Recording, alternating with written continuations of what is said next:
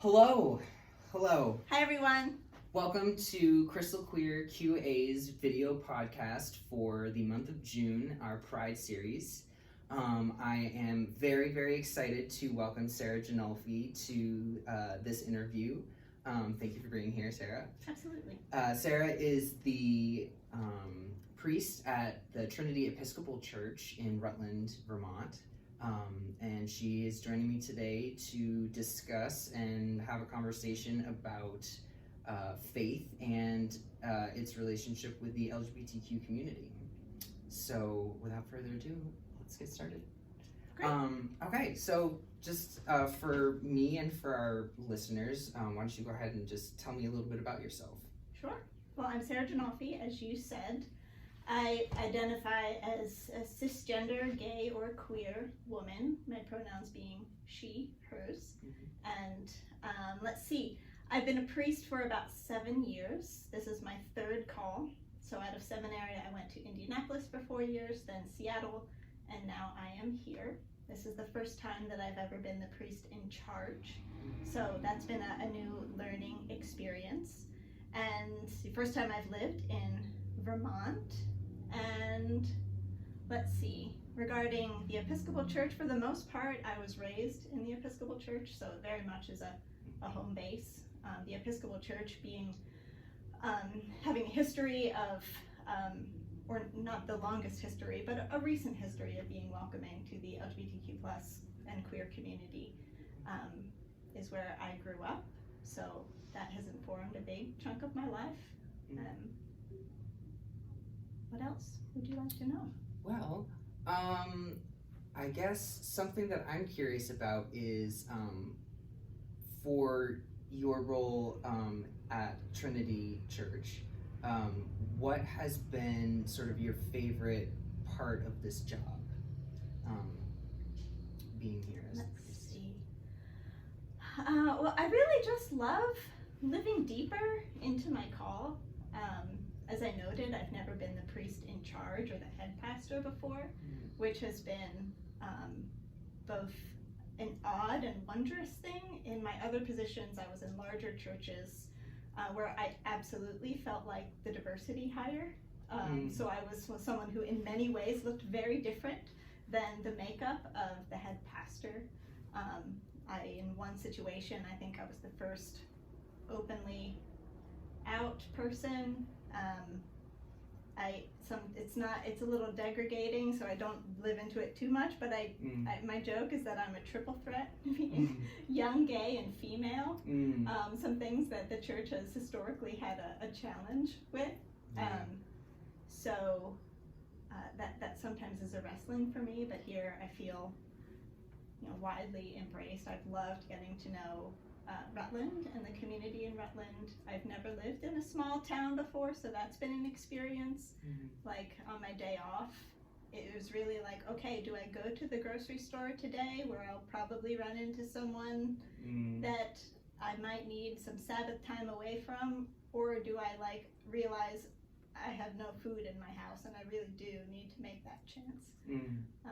So it's been an adjustment, but I'm having a great time. I love getting to know the community. One of the things in my job that I love the most is, helping people live into their own faith deeper and reveal the fullness of how God is calling someone to live and be in the world. And I love listening for what that unique call to someone is, and then helping give that person the support they need to flourish fully. You're helping people with their roadmaps. Right. Yeah. Doing the best I can. Yeah, that's really cool.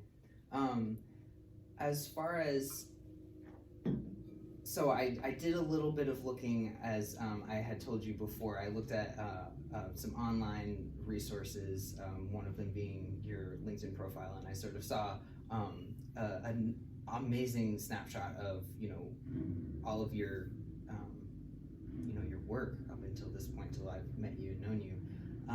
What has been, aside from this job, has there been a favorite job that you've had that's been a little bit different from what you do now? Sure.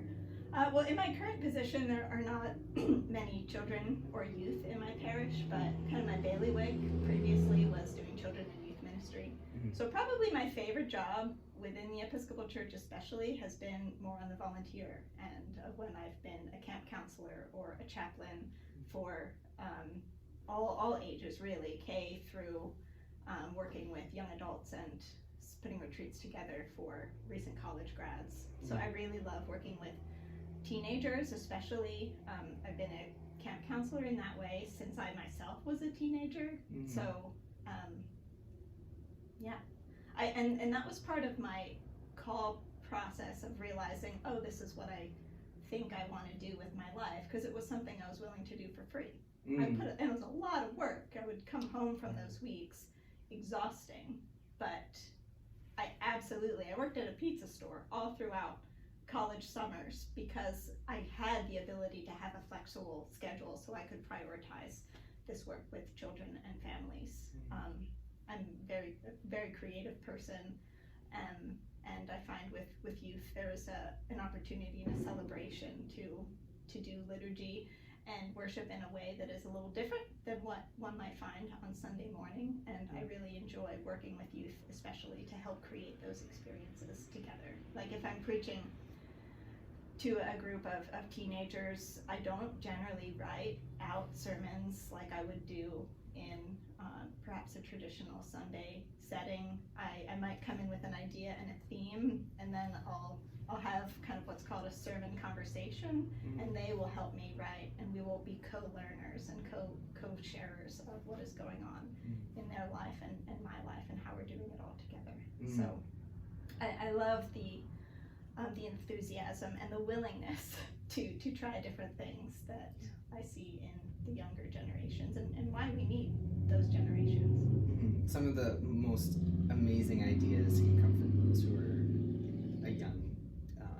at a young age. So it's really cool that you don't always know what you're gonna get for feedback or for ideas, but it's really cool that you can help steer that. So that's really interesting. Yeah. Cool. All right. This is a very exciting question, I think.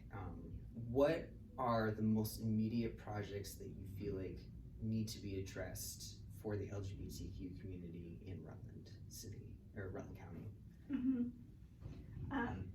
I think addressing this is an umbrella thing as well as something that is unique to our town, but the reality of mental health reality in the LGBTQ plus queer community, but in a way that is shared.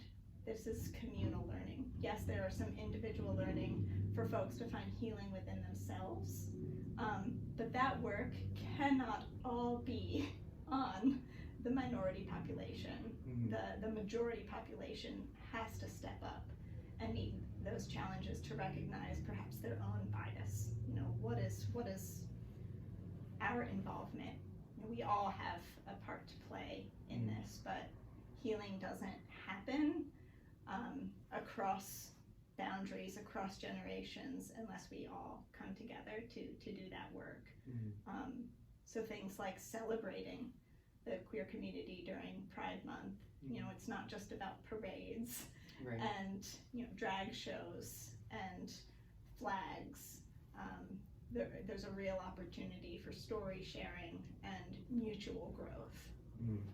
Yeah, I think one of the things that happens a lot, which can be so healing but also can be hard to talk about, to go through, is sometimes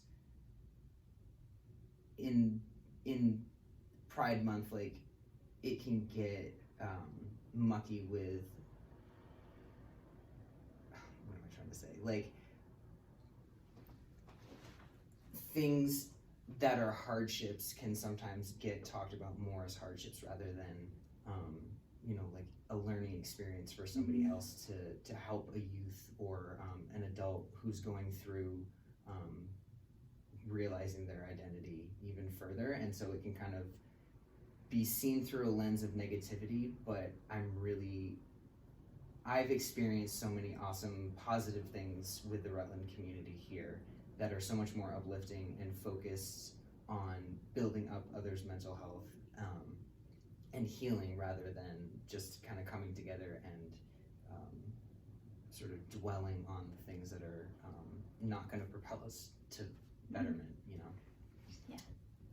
So I'm really excited for this event that's coming up on the 17th over at the Chaffee, because I think that that's going to help. That can be one thing that we can start doing as a community to show up for the LGBTQ community. But I would love to hear, you know, as we continue to establish a relationship, and from our viewers as well, like what other kinds of things can we be doing to help support, especially in the mental health side of things. Yeah, I think a big, we've talked about this when we were initially getting together and dreaming up what this podcast could be, and I noted to you that one of my main functions is to be a curator of space. Yeah, you know, curator of sacred, holy conversations where all people, regardless of what label they might assign to themselves or what label society might assign to them, can stretch out their arms and flourish and grow alongside difference, but also with unity and community. Yeah. Do you feel like it's hard for some folks to, like, I've had an experience with my own relationships with people either in my family or in my life who have been very rigid in their faith and have not, like, if they come to the table and I know for a fact that they don't accept any part of the LGBTQ community, like, if those sorts of people, because we want to try to include everybody as best we can in our community, so how can we, like, do you think it's the responsibility of the LGBTQ community to foster those folks who are maybe struggling to come to the table in a way that's like, I'm just here and I'm me and I'm open and ready to talk about this? Or do you think it should be to those people who should look inside of themselves and sort of bring out the olive branch first? I tend to be of the mindset that we're all always in this together. I would not at all put the entire onus of this work on the queer community, and yet in speaking out, the queer community can be a light, can reveal problems that are in the world through stories, and talking about it and engaging dialogue. And I think the queer community must also protect itself, revealing what's ready to be revealed within their selves, you know, sharing the stories that one is ready to tell, not sharing the stories, you know, feeling compelled to share, say, the rawest, most intimate part of your coming out journey, you know, so perhaps you maybe overshare, and that can, you know, people can wind up hurting their own selves. You know, someone who overshares the story, you can't back that. You can't back that back. No. Right, and so there is kind of conversational discipline on both ends, and a recognition.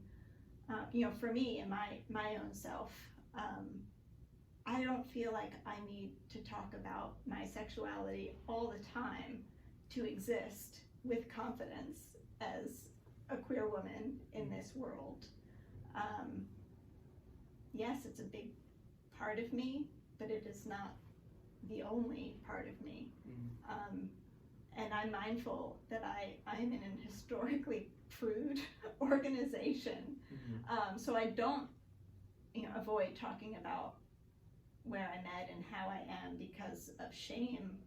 I'm also modest, and I'm a relatively private person in a very public role. So when I have the chance to maintain some of my privacy, I'm going to take it, because, you know, I am absolutely vulnerable in my profession, but that vulnerability has boundaries. I think we all would be mindful to keep sets of healthy boundaries, both in what we share in our story, and what we ask other people to share in their stories. And I don't believe we actually need to know the fullness of someone's story to love them fully. Yeah, I 100% agree. I have this theme where it's like, my work to see the goodness foundational in all people, to see the beloved child of God in all people, is to start from that place and not demand someone to share something that they may not be ready to share for me. That's selfish. Just to be with that person where they are, to celebrate who they are, to talk about subjects that that person might want to talk about, rather than always feeling like I need to gear and guide the conversation. Yeah, fair enough. All right, let's move to another question. This one, feel free to, go in as much as you'd like to, or we don't have to dwell on this at all. But what is an insult that you've ever received that you're proud of? Oh, I'm actually really excited about this question. I'm so great. Andrew and I kind of talked about questions beforehand. So I'm going to start with a really funny one from childhood. Okay. So I was in elementary school, on the elementary school playground, and one of my classmates' little sisters comes up to me. She's about yay high, maybe to my neck, and she looks up with me with great seriousness and says, "You're not a girl because girls wear Pacific shoes." She meant specific. Oh no. But I got the point. Yeah. So it was definitely a dig that some manifestation of me was not girlish. I mean, whatever with the term tomboy, some like it, some don't. But I definitely had shorter hair as a kid. I wanted to be like my older brother. I wanted to dress in clothes that I could do stuff in. I loved climbing trees and running around and sliding down dirt piles. A dress is not practical for those life activities. So yes, I was in Keds or sneakers and little overalls, and I love stripes and bold colors. I am a winter palette. I do not pastel. Those colors wash me out. They do not work for me. I love bold colors.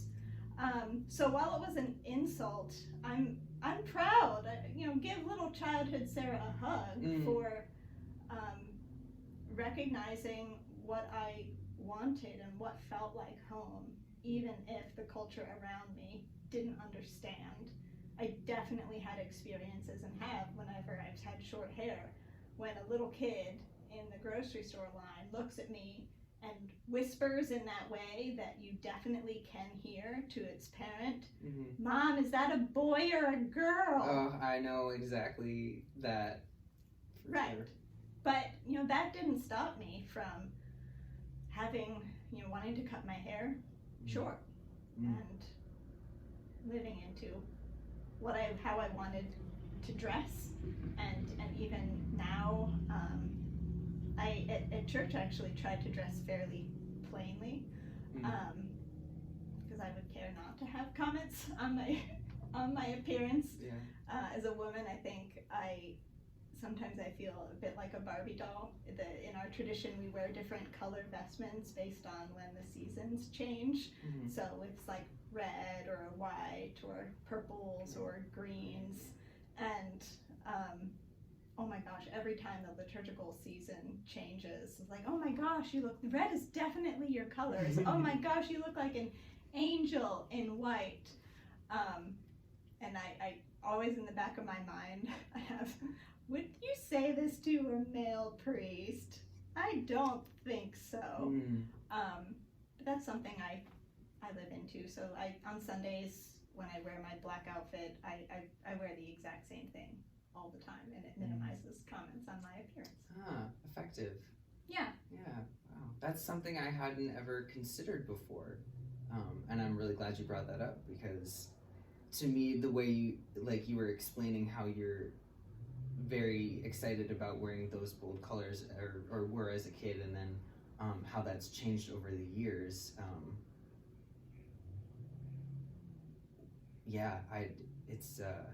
it's exciting to me to think about changing colors as the calendar changes.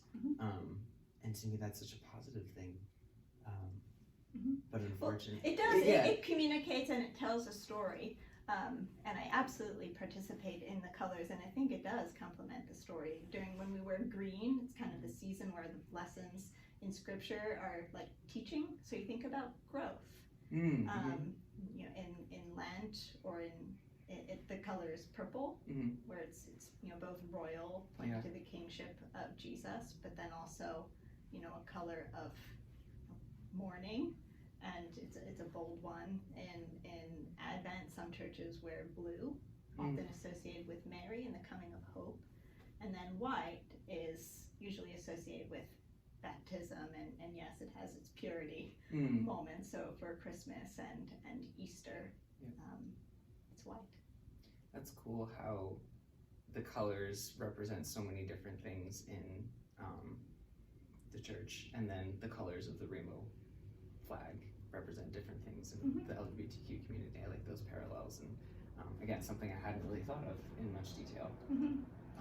And I think in the Episcopal Church setting, you know, we rely on artistry and mystery to be communicators. You know, when I'm putting worship together, it is not just about what I'm saying, but how I'm saying it, or the colors and the vestments I'm wearing, the particular hymns that we sing. And that is a blessing and a curse of the Episcopal Church, that it is not all about, you know, I'm not going to come and preach for 45 minutes, and, you know, me talking is not going to be the majority of the service. On a Sunday, my sermon might be at most 13 minutes. It is one part of the larger pageantry, you know, the drama of the liturgy, because we have this belief that how we pray informs what we believe. And that makes an opportunity in a church where we have been able to live into some of those greater challenges, where you can have people who have very differing viewpoints sitting right next to each other in the same pews, you know, but we're all going through an experience, and, you know, the liturgy can have the ability to meet people where they are and inform someone as to what they need. Someone might hear a totally different thing in a sermon, but it tries to envelop a larger experience, so it's not just like a direct line. And it's what's frustrating about the Episcopal Church too, and Episcopal worship, because you do have to work at it. You know, I'm demanding of people that, you know, I'm not going to tell you what to believe. We have some foundations in the creeds and the baptismal covenants and the promises that we make and the table fellowship that we share in the Eucharist. But, you know, I trust that God is with you on your journey, and I'm going to try not to get into the way. I'm going to just try to support, but not get in the way. And that is a part as to why I do dress plainly, because it's not about me. I am a messenger, and certainly a big part of communicating and revealing God's love and joy in the world. But last thing I want it to be is the Sarah show. Right. Yeah. That's for you know, like the video you just posted on Facebook. Like, there are other awesome spaces for you know, for Sarah to be shown. Yeah. So those are really exciting. I can't wait to watch that video, by the way, on Facebook. Which, if anybody listening wants to go and check that out, where could they find it, maybe? So my I Can Rutland work. So in my free fun time, when I need a break from work, a friend and I have put together a show on PEG TV called I Can Rutland, and it is a quirky how-to show celebrating Rutland life and sharing the story about the people who are in it. It's kind of like a Mr. Rogers Neighborhood like thing. Cool. Where we do all throughout. That's and awesome. Discover the joys and curiosities of Rutland and share stories. So that is, you can find that on our Facebook page if you search I Can Rutland. And we've got some stuff up through PEG TV on YouTube as well. If you just search I Can Rutland, you'll get to us somehow. Cool. A shameless plug. I love it. All right. Let's move on to another question. Tell me about the 3 most influential people in your life and how they impacted you. Sure. Well, the thought I put into this was I decided to stick with people I know personally. Mm-hmm. So that I've certainly been influenced by authors or celebrities, but I'll start out personally, which the first might be Betty Finney. So Betty was my godmother, and she was my mom's professor when my mom was going through a clinical psychology master's training program. And it was in those conversations that Betty heard my mom yearning and longing for a church where women's voices could be raised up and heard. My mom grew up in the Christian Missionary Alliance churches and had found herself kind of in more the Bible church. It was basically the fundamental churches where women's voices weren't raised up. So Betty was the one that invited my mom and then us to the local Episcopal Church in the burgeoning metropolis of Lancaster, Pennsylvania.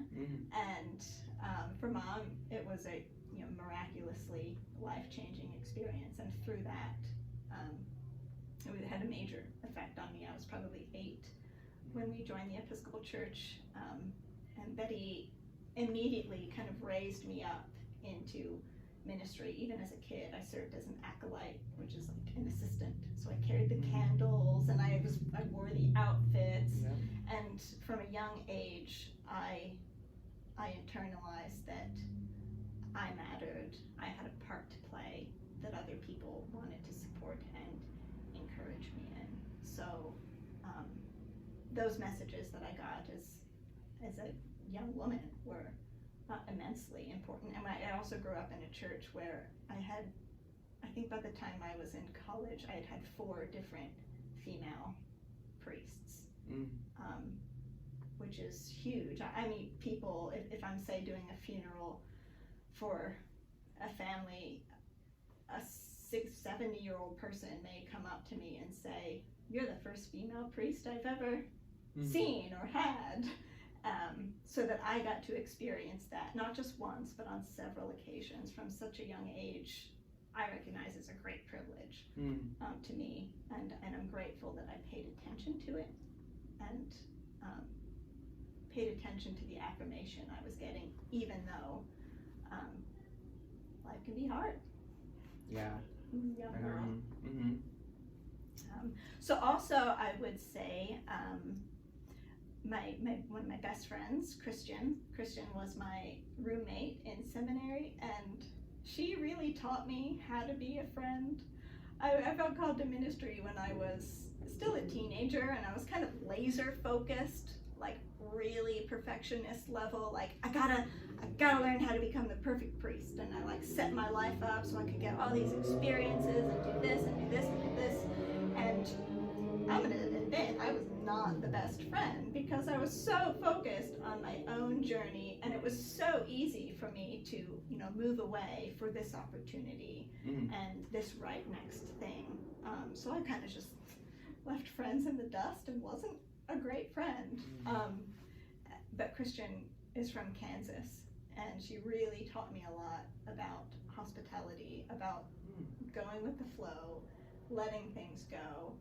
And she hung with me through those moments when I was definitely stressy pants. Like seminary is hard. We went to like seminary on steroids. So it was a lot, and we both had moments where in that stressful environment we were not our best selves. But she hung with me, and I hung with her. So I learned a lot about the vulnerability of friendship, the level. I learned a level of loyalty in friendship that I had not before encountered, and that friendship has been a model for other friendships that I've made. Kind of a model also for this is how a great friendship should feel. This is how celebrating one's joys and celebrating one's accomplishments rather than being jealous of someone else's accomplishments or wanting their accomplishments for yourself. I think is a huge litmus test for a strong friendship. If you can selflessly celebrate the joy someone else has, and then have that be a reciprocal thing. Yeah, trust. Seems like there was a good amount of trust between you two as well. And also such a good amount of fun. We both have theater backgrounds and very humorous, and just we have very different ways of existing. Like, I'm very timely, I'm very scheduled. For me, on time is 10 minutes early. Christian would borrow my card, like, I'll be back in 2 hours. 6 hours later, she shows up with bags all over and like snacks. She always had snacks, and there were snack crumbs all over my car, and I'm like, I had moments, but then I just was like, yes, you can take my car. You don't need to set a time limit. Yeah. You're not gonna need it. It's gonna be fine. I'm gonna set up my day so you can do what you need to do, how you need to do it. And I'm very tidy, and she loves stuff, has great stuff. All my clothes in the closet can fit in like this much space, and she's got boxes all over. I am a morning person. She'd be up until 2 a.m. But that kind of worked out because we each got this tiny apartment.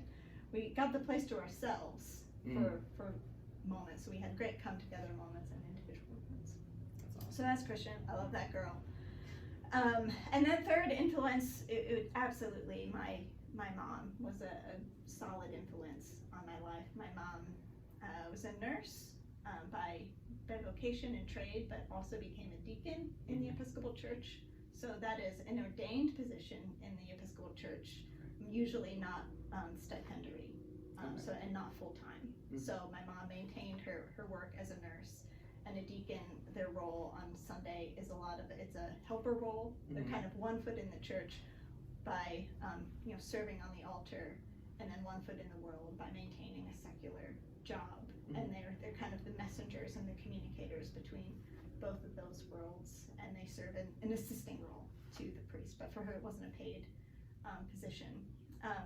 But the way my mom had an influence on my life was also a little bittersweet, because my mom grew up in an era where women did not flourish in the same way that my generation, in the right circumstances, could flourish. My mom wanted to go to art school. Her father, basically, you can become a nurse or a secretary or a teacher. So that there was a limitation there. So I know that my mom set up our life for me and my brother in a different way than she was raised. Which there are definitely some moments where I felt like my victories were my mom's victories, and I did definitely have to. We had some mother-daughter moments and conversations working through that stuff. But family is hard. Family dynamics are hard, and we found a way to work through it and have what kind of adult relationship then we can. But I learned to appreciate, and I feel very grateful to my mom for what she gave me, and I learned the tools to also build my own life, regardless of what my upbringing or family was. This is the life I'm claiming for myself and building it. There's going to be some similarity and some foundations are there, but I also want to be a part of authoring my story rather than living in someone else's story. It's really cool that she was able to give that to you as well. I feel like as you were talking, I was thinking about my mom's own relationship, and I think sometimes it's difficult for parents to let that space happen. So I'm thrilled that was able to happen in a positive way for you and your mom. Yeah. Oh, she didn't always let it happen, but the one thing that she encouraged me to do was to take that space. Oh, okay. So even in not always wanting to give me that space, I felt like I had the tools to all right, I'm gonna set a boundary here, and I'm gonna the Episcopal Church also helped raise me up. I didn't grow up around extended family. My brother's 5 years older than me, didn't have the closest relationship. So I found other mothers and other uncles and other brothers in the church setting. And I was raised up really by a village. What's your mom's first name? Priscilla. Priscilla. That's a lovely name. Mm-hmm. Nice. Well, how about we move on to another question? Let's do it. Okay. Let's see. This is a good one. What's your biggest pet peeve? Oh my gosh. I really wrestle with the practice of trying to out someone. I wrestle with this so much, and part of my own story, I came out later in life. I was in a closet that I didn't know I was in. Part of it was just I was busy. I was focused on becoming a priest and going through that. It is not a short process. I felt called as a teenager. I didn't become a priest until I was 29 years old. But also part of my own story includes some hot trauma that I think is a reality for many in the coming out process. So this thing I've been thinking of lately is to live with more generosity with someone else's story, to allow them to share it as they want. I don't think anyone's life is a mystery on CSI Queer Town for you to binge watch on Netflix. I know it's really tempting to want to watch that show, but allow someone to write their own story. Give someone the dignity of having the film rights to their own story, to air it when they are ready. I think it's a cruel process, and then gossiping behind. Oh, do you think this person is trans? Are they passing? I don't know. I mean, she doesn't wear dresses. There's a new one I learned. If somebody thinks about somebody as being queer at all, they'll be like, are they? I feel like that's maybe something that's right. Yeah, and a total stereotype. Yeah. So yeah, don't try to steal the film rights to someone else's story. I think the sad reality is that many who particularly if someone in the queer community is not feeling welcome or loved, or is hearing messages of hate or an anti-gay sentiment toward them, that person may very well cling on to the next best thing, even a friend who is either trying to name their sexuality or out them or force someone into a box, because that person could be so desperate for any kind of connection to heal the disconnection that person might feel in their own lives, that they may put up with poor friend behavior, because some connection is better than no connection, we think, when we are feeling so distant. When we don't find within ourselves a core of love and belovedness. Yeah, that is. I noticed myself struggling with that too at times and it's never really intentional for me, but being so excited to share somebody's story that I know that's not my privilege to share with anybody else, because that's their, the person who is making the discovery, that's their story to tell, and it's not mine. And I'm really glad that you brought that up. Yeah, I mean, I'm not perfect at all in this, and it is also absolutely wonderful and empowering to have a community of likeness, particularly if someone grew up, in a community of great difference.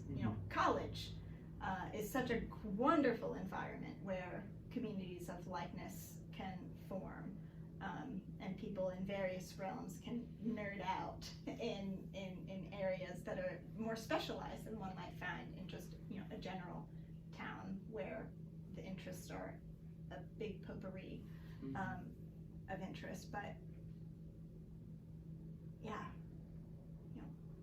allow someone to speak their own story. Mm. Be with them where they are. If they don't want to talk about Bruno, then watch a movie, go find other topics. Yeah. And then my other pet peeve would be speaking on the queer people, portrayals of the queer community in the media. Is I am over it. I am over stories about lesbians that involve affairs, boundary crossing, coming out, lusty experiences between, say, a teacher and a student. Wildly inappropriate. Just give me a rom-com about two women or two men who already know they're gay, who are not married to anyone, who are not in any kind of inappropriate hierarchical relationship. Have them fall in love in fun, creative, quirky ways. Celebrate that. Coming out stories are important, but I can feel the queer women in the media especially are over-sexualized. The number of, the genre would be lesbian movies that open up with a gratuitous intimate scene, like far longer than anything you would find in a movie about a hetero couple. That it's not helpful. I think it sets.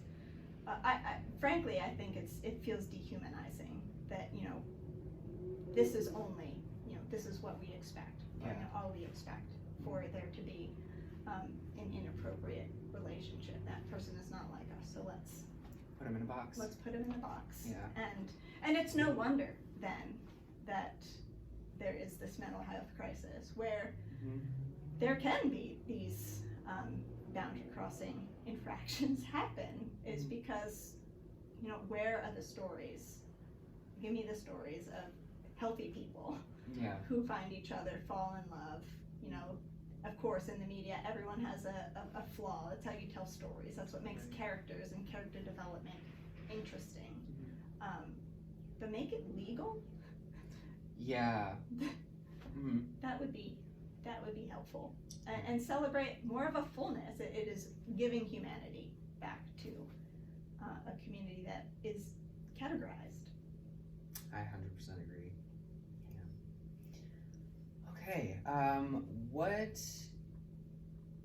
is? I'm gonna skip this one. What is your favorite book right now? Ooh, my favorite book. I'm gonna flip my question. I remember what I thought of. I'm someone who's always reading about 5 different books. Ugh, I can't do that at the at same time, but like different genres. I have this poetry thing and this fiction book and this. There's usually a couple of nonfiction books. So right now I'm reading through Bird by Bird by Annie Lamott. I love her. It's not a new book, but it's a book on writing, some thoughts on writing and the writing life. Annie Lamott has a really neat coming to faith story too. She grew up in a very liberal Marin County, San Francisco Bay area, and kind of stumbled on faith and writes about it in really fun, quirky ways. She's hilarious and specific, and the book on writing is been a great encouragement as I'm starting this creative venture with this silly TV show too. She has this an essay called Shitty First Drafts, where the goal is to just get something on paper. Editing will come, but I wrestle sometimes with crippling perfectionism. I want my first draft to be my final draft, and that's just not the process of good writing. Good writing is rewriting. So she's given me a lot of courage, with this show. My friend and I had a 30-minute training on how to do this, how to record things, and that's it. So we're definitely not being experts at this, but that's not going to stop us from the joy of creating. So yeah, that's been a really fun book, and it's little short essays. So it is one of those books where I can read a chapter and then do something else with my life for a week, and then come back to it. It's a perfect kind of book for me.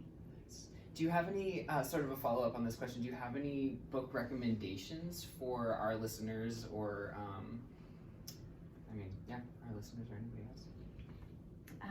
Let's see. So one thing I'll ground is that, I, as a priest in the Episcopal Church, I'm not here representing all of the faiths and all of the religions. I'm here as me. I identify as Christian and worship in the Episcopal tradition, so I don't claim to speak for all of the religions. I gave you a book that has been helpful to me in the past. We can get it. This is called "The Children Are Free," and the tagline is "Re-examining the biblical evidence on same-sex relationships." In the Bible, there are far more laws governing hetero activity than what could be linked to a condemnation of non-heteronormative intimacy. But this book helps debunk some of those passages. It puts them in proper context and place. And the goal is really to set the queer community, women, free from stereotypes and just honestly bad biblical scholarship. Taking modern concepts and injecting them into ancient documents is a practice that has truly harmed people. So I find that book helpful. I learned it. When I lived in Indianapolis, I volunteered with a great organization called Indiana Youth Group, which serves queer teens, I think from 6th grade to high school, and there's counseling, safe spaces, all kinds of mentoring, and I, for a time, led a faith space group, or like separation of religion and hate, the things, or church and hate rather than church and state, and that was a book that really helped me in that journey. Cool. I will definitely pop the title and the authors in the description of this video. So that if anybody who's watching and listening right now wants to go and find that for themselves, that they can. So. And then the other one recently I read with a friend was called "Searching for Sunday" by Rachel Held Evans, and this would be a great book for someone who might be searching for faith or a reconnection with God.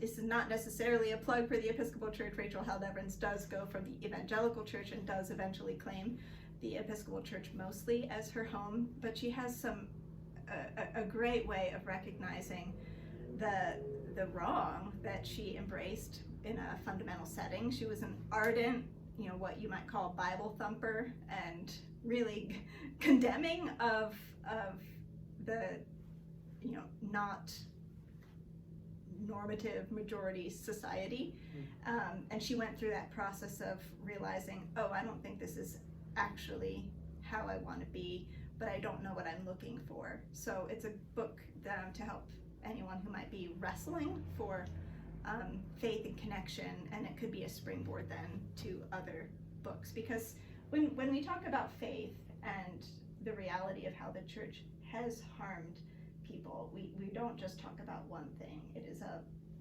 multifaceted, whole body, whole life reality. So you can't just say only read this book on the Bible. We have to talk about relationships and denominational structures, acknowledging church harm. But that book might help someone name a couple of things to work on and reveal others to sort through later. So you can put some language to putting language to grief and pain is really hard, but it can also be really empowering, when as best as you can to name, this is why I feel broken, and this resource is helping me feel whole again. So, but people are welcome to reach out to me, and I have people who have people, so I can also try to be as helpful as I can, getting people the resources they need. That's awesome. Yeah, a great foundational starting point. So thank you for sharing both of those. To our next question, there's just a couple more. So what is one question that you wish that I had asked you that I haven't? Something easier? Sorry. I was like, can you just asked me what is my favorite animal to watch at the zoo. That's an easy answer. River otters, hands down, are so much fun to ask. No, I'm joking. We I'm talked. still learning. No, I'm completely know, joking yeah. and razzing you. I'm happy and glad to be here, and it's kind of like a meta commentary on. It's kind of what I can. This is like a day in the life of a priest. You know, if I meet someone new for the first time, and do the tell me about yourself. And it's like, oh, hi, I'm Mary. I have a great husband. I have 3 kids, a dog named Mike, and I really love to binge watch Netflix while eating Cheetos. And then it's my turn, and it's like, hey, tell me about the most intimate part of your life journeys, how you decided to become a priest, how you knew you were gay, how you reconcile those 2 things together, all in this coffee shop where there are 50,000 other people to hear it. Your turn, go. And I'm like, what? Hi, my name is Sarah. Let's just rewind a little bit and start there and start fresh. Person I don't know. No, I'm very glad to be here today, and Andrew and I have had conversations before. Yeah, so that was It's all good. just a little joke Okay. to lighten up the heaviness. All right. What is your least favorite question of any that I've asked today, or of just any in general, I guess, too? I think, particularly now that I'm, living this public life, one question that can be hard is just this one, almost that we're talking about today, how I reconcile my faith and my sexuality. On days when I'm feeling cynical, I might answer that sarcastically saying, okay, let's see. I wake up in the morning, usually around, 6:30 or so. I go downstairs, I get some coffee, I go up to my prayer room, I just sit there sometimes for 20-30 minutes. Sometimes I talk to God, other times I just let the things come into my mind, acknowledge them, do some meditating, lighting some candles. I then go and maybe have some breakfast, I get ready for the day, choose my outfit, and on and on and on. For me, it's a non-issue. Yeah. Being a gay Christian is not a daily stumbling block for me. It is someone else who, might be making that so. Indiana was a really hard setting. At times, I would say at least once a semester for the 4 years I was there, I would get an email from someone I didn't know asking me this question, like, can I be interviewed for their school project, from ages like this homeschool girl who was 9 years old to this woman doing a master's program. She was in her 50s. So I felt studied. I felt like, come to the museum that is Sarah, the gay priest. Yeah. And that felt very minimizing and dehumanizing.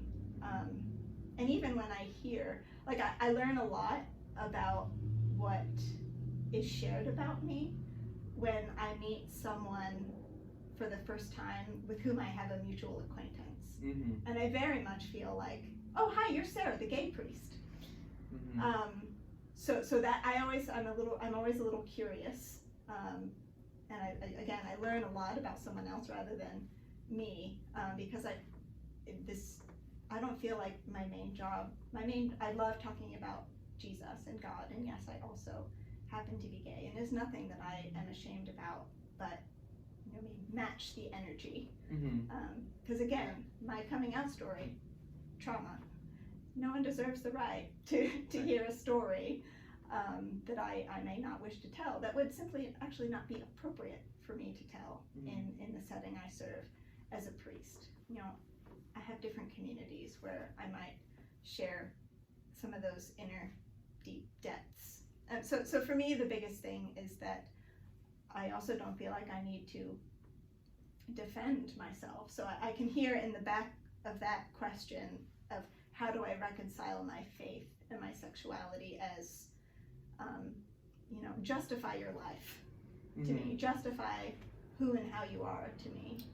Whereas, my response is, my life is my greatest defense. I am a queer woman who is flourishing in this world, who is excellent at what she does, who has, yes, absolutely overcome patriarchal obstacles, and, you know, systematic misogyny in institutional structures that are themselves still healing and reconciling and reforming.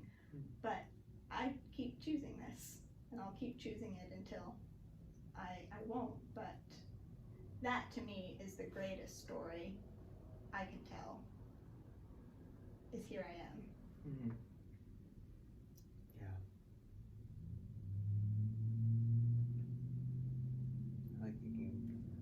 I like thinking about that because I identify with that as well.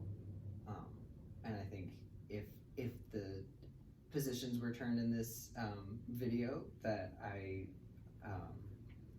would have felt a very similar way, in that it doesn't matter really. Like it matters because you know, it's something that I'm proud of, but it is not what makes up all of me. Mm-hmm. And Yeah. So thank you for that response. Right. And part of my practice too, if someone, you know, assumes that I'm straight, another least favorite question is, do you have a husband? Or do you have children? And again, that shares what society values. You know, society values partnered people who are children. You know, I could be of childbearing age, but no, you know, the children I have are twice my age and not biologically related to me. You know, they call me Mother Sarah, but you know, those are my children. So that question is hard, yet at the same time, I don't generally feel the need to say no because I'm gay, or no, and actually, you know, this is my other life story.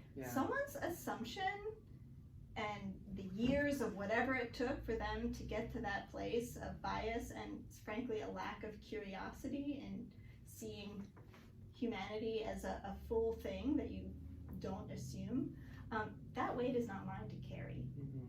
So, and I also think that the greatest life lessons people can learn are the ones that where they teach themselves. So, you know, when someone might assume that, they may not be ready, and it doesn't shake my sense of self whatsoever. I know me, and again, I don't feel the need to justify and defend me. I got enough on my plate. I only have so much energy to give. I have to tackle a lot of hard problems. But you know, this person I've never met before. Thank you, sir. Nice to meet you. Yeah. Yep. All right. So for our last question, we kind of touched on this a little bit earlier, but where can we find you online?